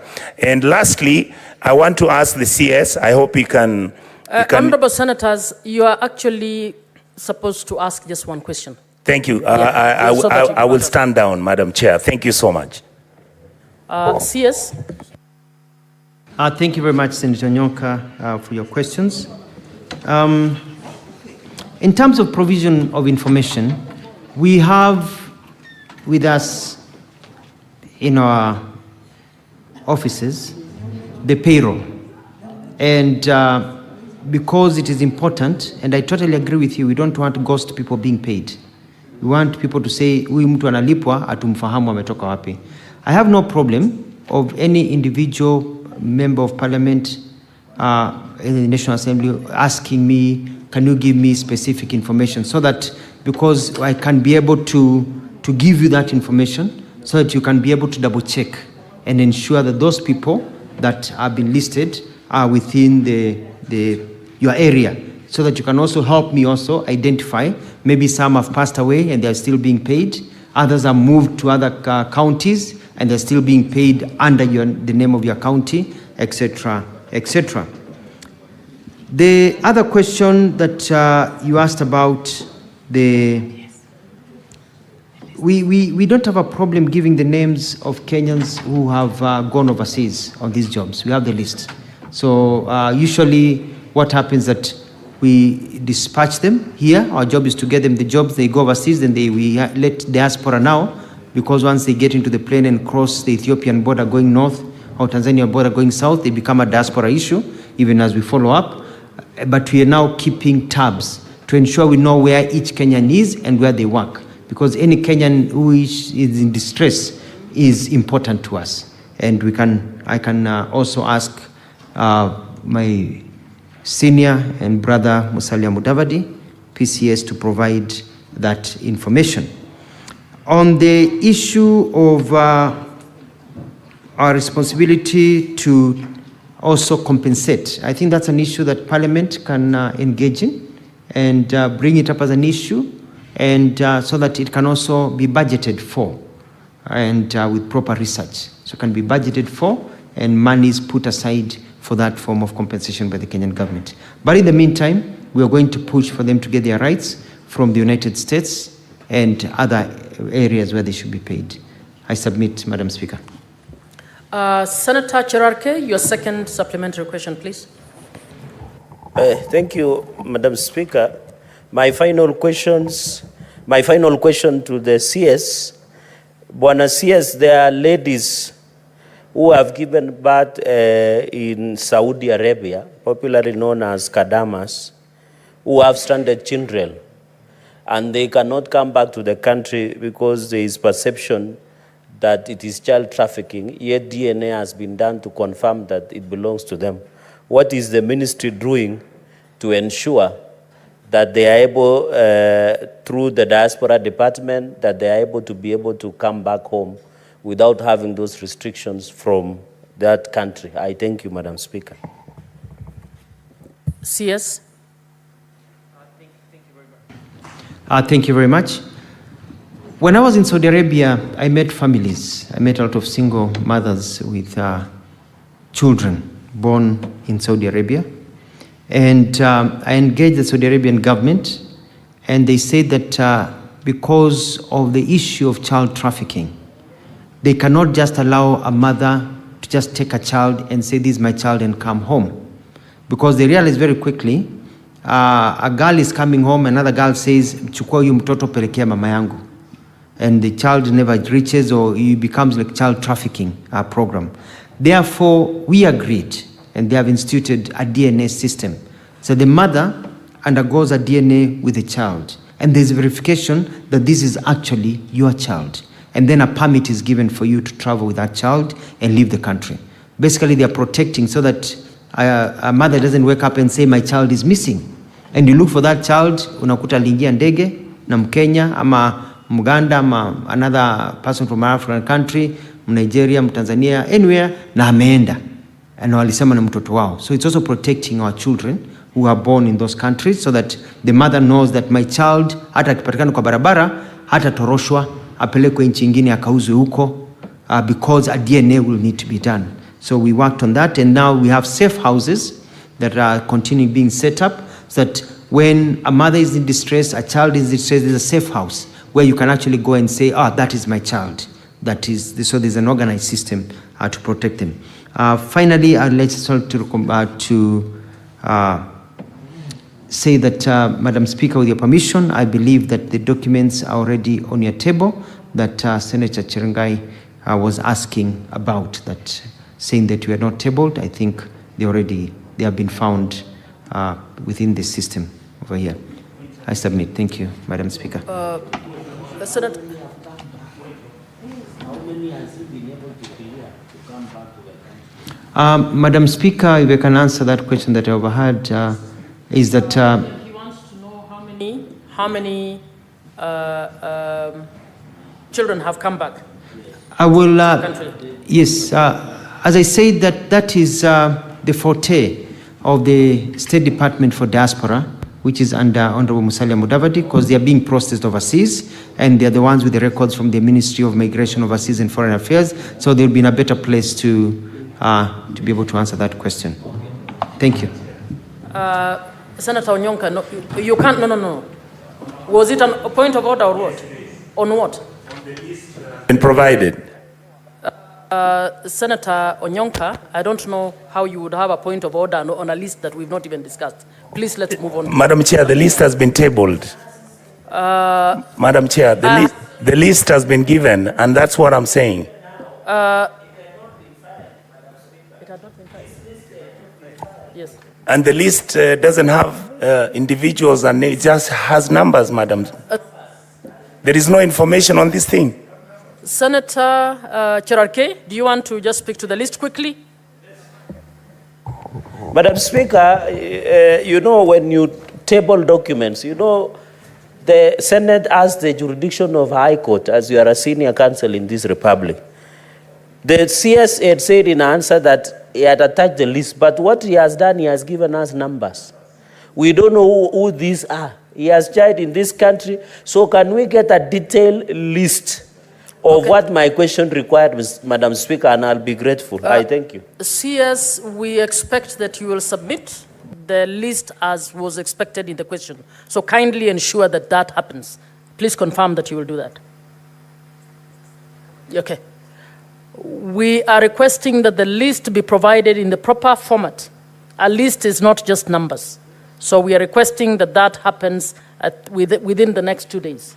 Should be submitted. Can we now move on to the CS's next question by Senator Wakoli? Yeah. Senator Halwale. Thank you, Madam Speaker. Madam Speaker, as you'll notice, on your list there are a lot of interventions for people who want to ask further supplementary questions. Secondly, you have seen so far the answers provided are not adequate. I plead that you consider stepping the question down so that the minister can be given another opportunity to respond to these things. We have very serious matters on these bilateral agreements. Madam Speaker, Kenyans remember that African tribal chiefs allowed slave trade to thrive, and the reason was the people who are coming for our people wanted labor that was free.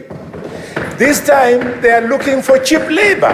We want to interrogate these things, Madam Speaker. Senator Halwale, you are prosecuting your point as you are speaking about procedure. There is nothing wrong with the procedure that we have. As Speaker, we manage the time. We have another question, and we have another CS in the waiting room with 8 questions. I beg that we consider that we need to do this. We cannot step down the question and assume that we just continue because of this question. But the next question is actually to the same CS.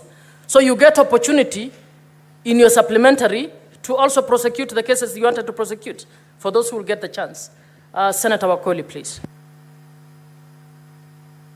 Thank you, Honorable Speaker. I have a few questions to put across.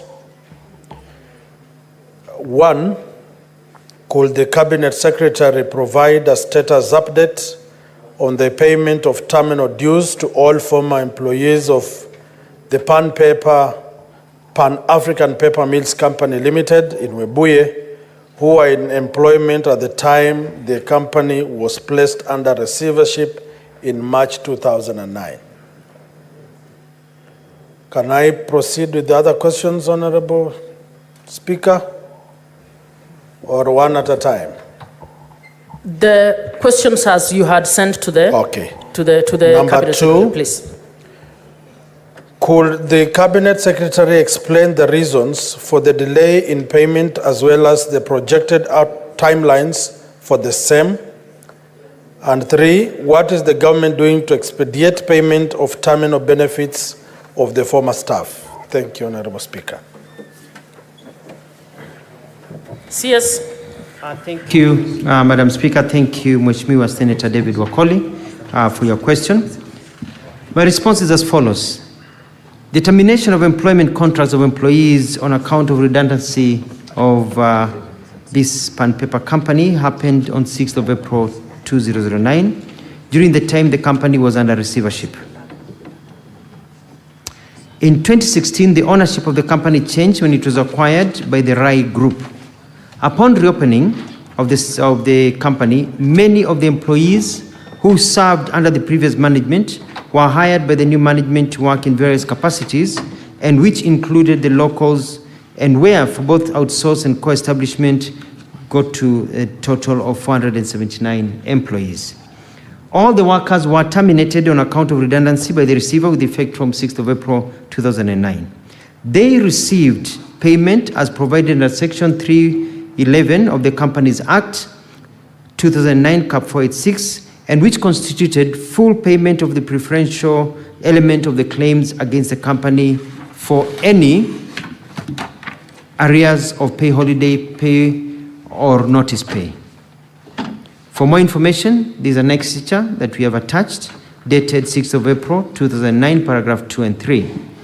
The State Department of Industry in 2021, using documents from the receiver manager, which is PricewaterhouseCoopers company, was able to recommend payment of 229 plus million as terminal benefits to former employees of Pan-African Paper Mills Company Limited.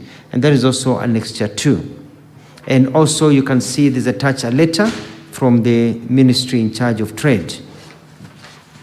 And so that's the first question. On the second question, whether the delay on payments, why have they been there, and the reason is as follows. The State Department for Industry, which was directed to pay, made a request for funds to the National Treasury in May 2021 and October 2023. In November 2023, just a year ago, the National Treasury requested the State Department for Industry to prioritize these funds in this new financial year and the next financial year in the sector working groups. However, due to the budget ceilings at the sector working group for financial year 2024-2025, the amount to be paid to the former employees could not be covered. That is also covered in Annex 3 of the documents provided to us to give to you. And that is where there's been a delay. So we're expecting that they'll be covered in the future, and maybe the Ministry of Trade can clarify further. The question number 3 was, what is the government doing to expedite payment of terminal benefits to the former staff? And the response is that the Ministry of Investment, Trade and Industry, through the State Department of Industry, communicated to the National Treasury in December 2023, appealing for additional funds to enable them pay dues to former staff. And I want to say that Senator Wakoli, this is a very good question, timely, because as a result of this question, this issue is now alive, and we've been able to talk to the Department of Trade, and so the file has moved up, and I believe they're working on it. They're working on it, and they're working with Treasury, so it has come up, so it is not forgotten. I submit, Madam Senator.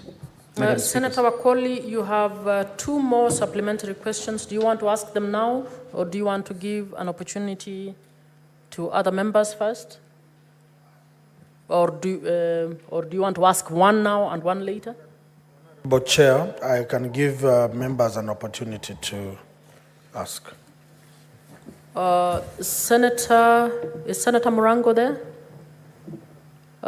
Senator Mbugua. Thank you, Madam Speaker.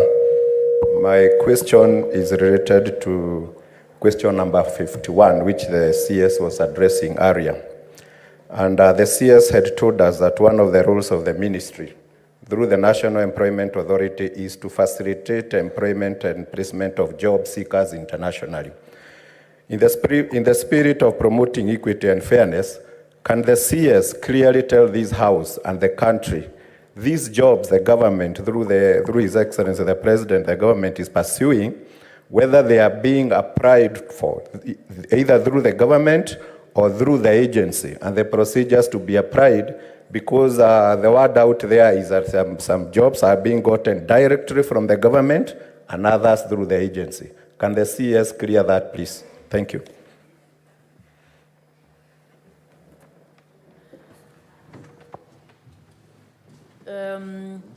Honorable members, actually the CS is supposed to be answering supplementaries in respect of this other question.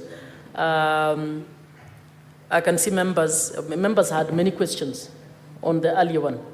So I'll allow a quick response to that. Thank you, Madam Speaker. Just very quickly, and it's also good for the country to know that the system works this way.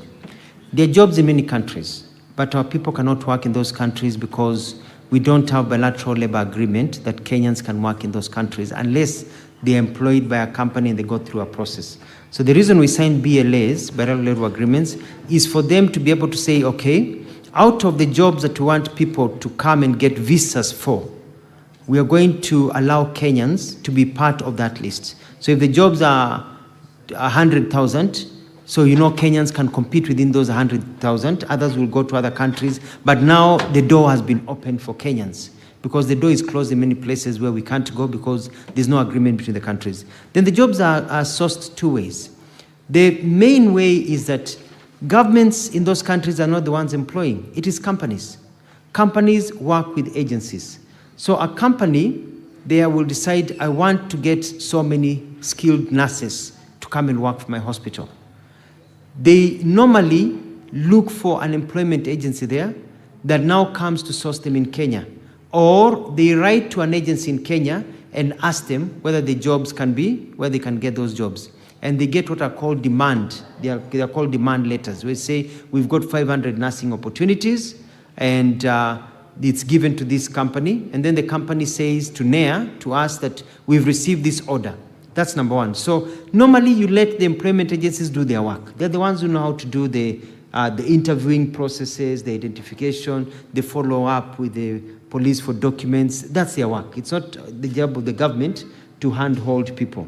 Number two, there are what are called government-to-government job, where the government says, as a government, we want to employ for a government institute Kenyans, and we ask the government to seek. So the Ministry of Labor now runs advertisements and welcomes those who are employing the government agency in that country to come here, and we provide for them, the Kenyans, to be interviewed by them. So that becomes a government-to-government job placement. But those are few and in between. Majority prefer to go through agencies because that's a style that is used all over the world. Thank you, Madam Speaker. Senator Kio.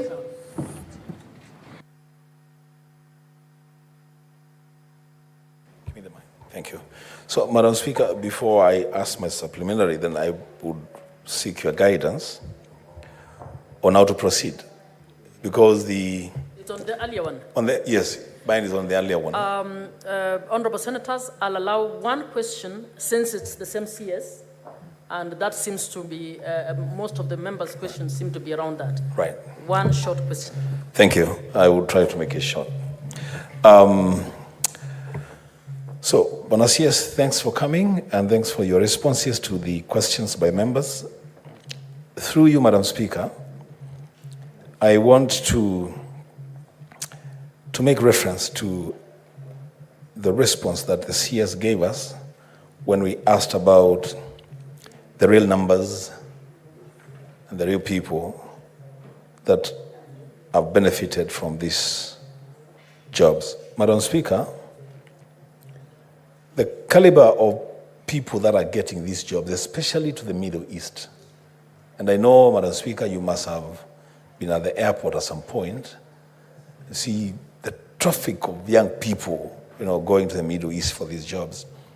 They're the kind of people that you would refer to the internet to find out what is required and expected of them. I'm just wondering whether there is no policy document, a government policy document regulating the placement of our young people in jobs outside the country, whether they go there privately or through government arrangements. Is in there a policy document?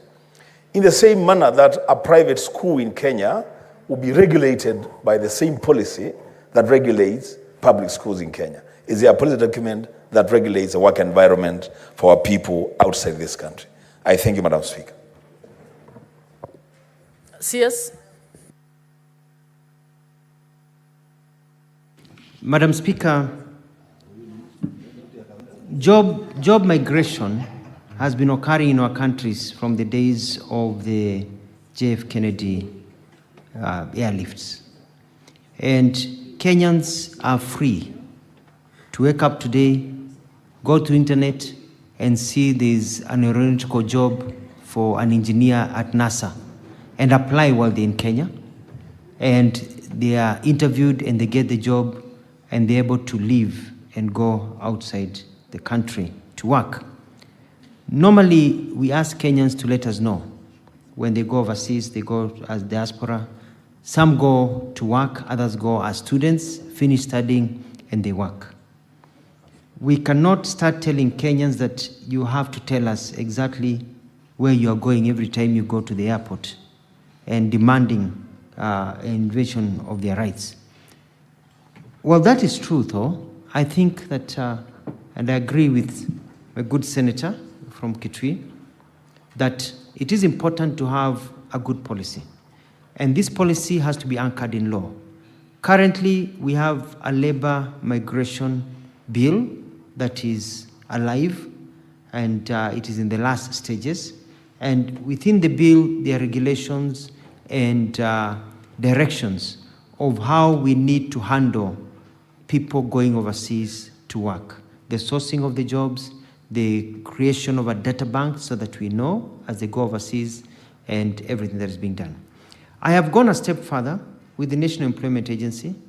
We are now requiring that any Kenyan hired through our agencies, and which are the majority, that those Kenyans have to get a letter from my ministry which clears them. And the letter says, we have looked at everything, the documents are okay, and we have looked at this agency, this is okay, and we have created a letter. And that letter, we are now tying in our networks. I'm trying to find the right word. We are using our system, and we are matching it with the immigration system, so that as you leave the country, once we give you that letter, we ensure that your details are captured in the immigration system. So as you leave the country, when you present your passport and they scan it, immediately it comes up there to show that this person is actually going away for employment. So that we know, because some get the demand, they get the letters and they don't leave the country, they change their minds. They get better jobs in the country or they decide otherwise, so that we'll know exactly who is leaving the country, their full names and where they are going, because the ticket details will be right there, so that we capture it, so we don't have to follow up. And then that information is given to diaspora, so even as they arrive to a particular country, the embassies know we have the following person coming to this country and coming to this city to work here, because we are interlinking the systems. And so that is a process that we'll be announcing tomorrow as part of the reforms that we're undertaking. Honorable Senators, sorry to disappoint you. We have to move on back to the questioner to ask the supplementary questions because the next CS has to come in. Senator Wafula, please.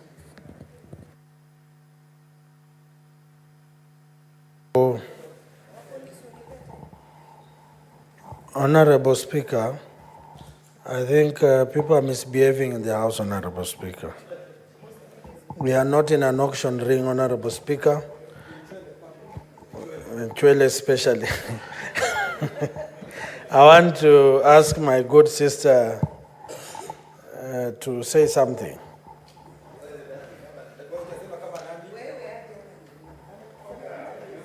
I've delegated one of my supplementary questions to, and the Honorable Speaker has no option. Senator.